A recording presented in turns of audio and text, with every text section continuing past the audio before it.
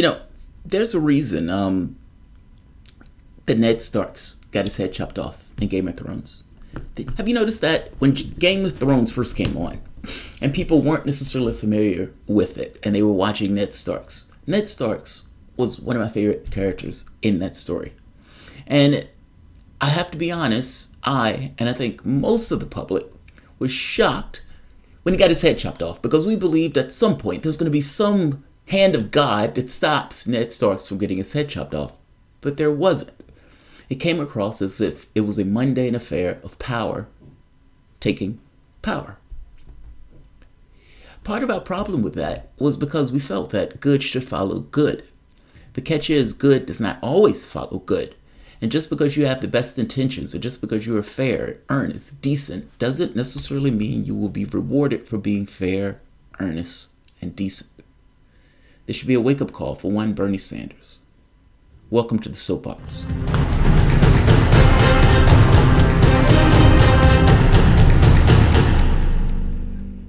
My name is Jamarl Thomas. This is the Progressive Soapbox. Guys, if you dig this content and you find yourself coming back here often, please like, share. You can always subscribe and support through PayPal or Patreon.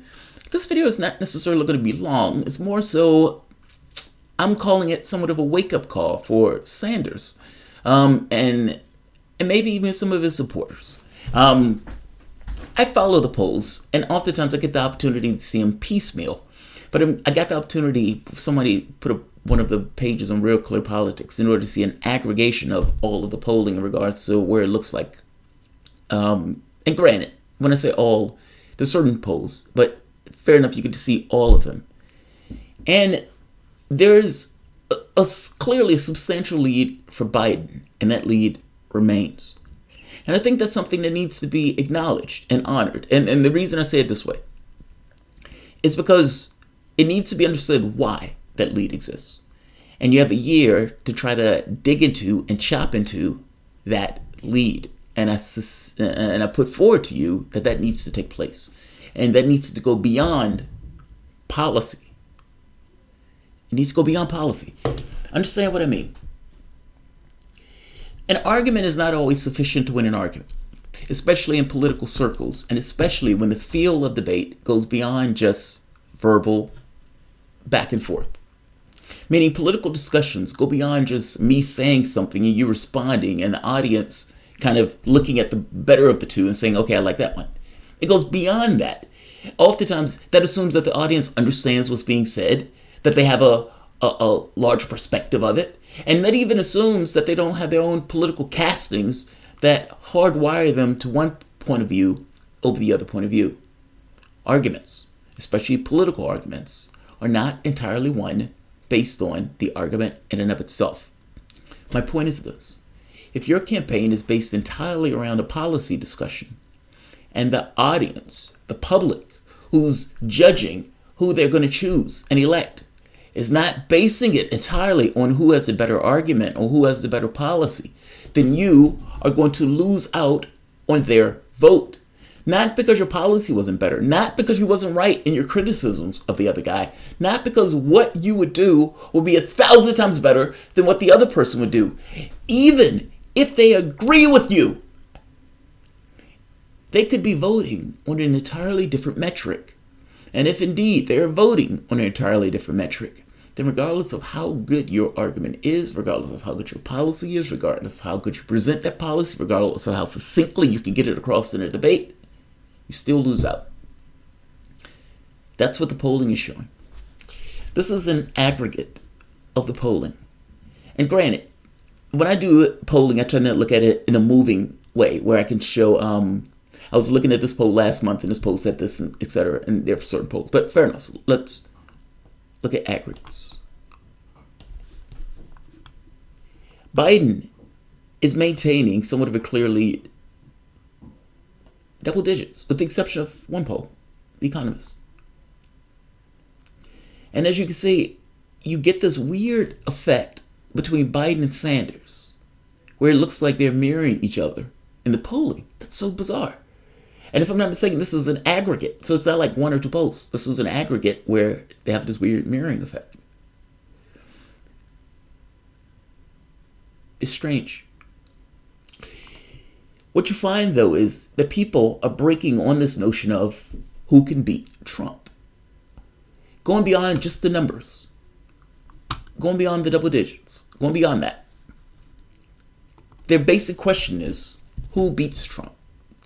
And in that, Biden wins by double digits. In spades, it's not even close.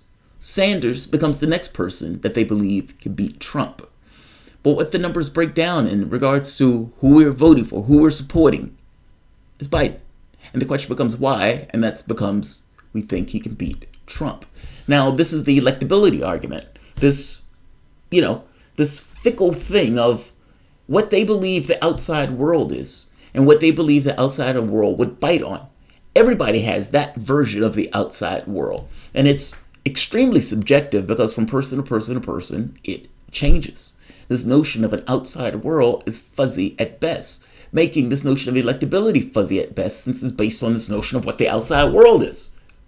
And yet and still, Biden. I would argue that this notion of who can beat Trump is intimately tied to the policy.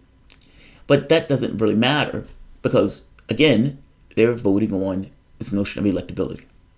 My point is this. If Sanders is running a race entirely with this notion of policy, he is going to run on hard ends. There has to be an aspect of his team devoted to attacking Biden in a scorched earth way on the very specific issue of electability. It needs to get across why he's not more electable, the problems associated with Biden running against a race against Trump. Even from the standpoint of showing how Sanders, when he matches up against Trump, matches up just as well without the defects that Biden has. Now, Sanders has his own defects. The democratic socialism thing is something that he has to explain and win the argument to people on. But in a one-to-one matchup where you're saying Sanders versus Trump, Sanders does just as well as Biden. My point is this can't just be a policy debate as Sanders wants it to be. It has to be something that goes beyond this notion of just policy into this notion of why Biden's electability thing is nonsense and rip it to shreds. He needs to take a page out of Booker and a page out of Harris. And whether he wants to have one of his people do it in his stead, whether he wants to have something kind of external from himself hitting Biden, however you want to do it, if there is not an aspect of his campaign and his team working on destroying this notion of Biden's electability, then he is not doing due diligence in winning that office. Ned Stark got his head chopped off. He got his head chopped off because he didn't understand the full politics of it, and he was trying to be gracious and righteous and all this other stuff that is nice, but stuff that has to be tempered in the political space to which you find yourself, in the environment to which you find yourself. I mean, come on, for fuck's sake. But these polls, are a wake-up call. And need to be regarded as such. And it needs to be understood why they're that. Because Biden is a dinosaur. And Biden has all sorts of atrocious things in his record. So why? Why? I'll put to you that it has nothing to do with his record. When Biden, in the beginning of the race, if you remember, people were like, where's your environment plan? Where's your, he didn't have any of those things. Because what he understood was those things didn't matter. From the standpoint of him, those things didn't matter. People weren't supporting him for those things. They were supporting him because we think he can beat Trump. There are elements of the party that have a version of the world that just needs to be beaten. You can make an argument that Elizabeth Warren being in the race is taking the knees out of Sanders to some degree because those people would have all, for all intents and purposes, supported Sanders. That is not even entirely clear because it seems that some of the people who support Warren have a different perspective of the voting thing. It's kind of strange. But nevertheless, to some degree, that may be true. To some degree, that may be false. We're stuck with what we got. And what we got right now is a gap that needs to be made up between now and the voting time. And look, don't misunderstand me either. You have to take polling with a grain of salt. I've said this from the beginning of the time I've started doing videos.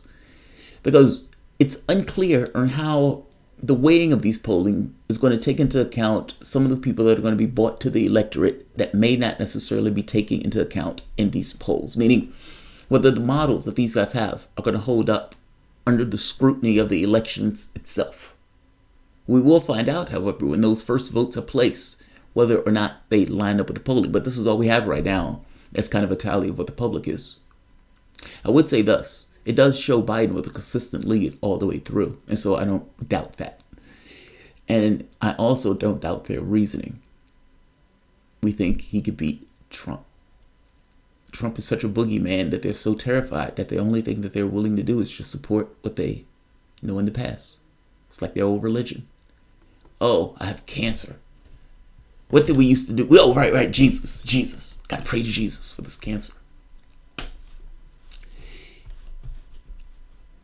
Look, it's not something that I like per se. It just is what it is. It's not necessarily even that it's impossible to kind of take down. But there does need to be, at the very least, a part of the organization that looks at this problem as somewhat differently than just a policy problem. It's not a policy problem. It's a perspective problem. And it's one that your campaign needs to be able to solve. And by the way, being able to solve this problem gets across evidence that you can solve this problem when you're running against Republicans that are going to be worse. You have a year. Fix it. Like and share. Thanks all.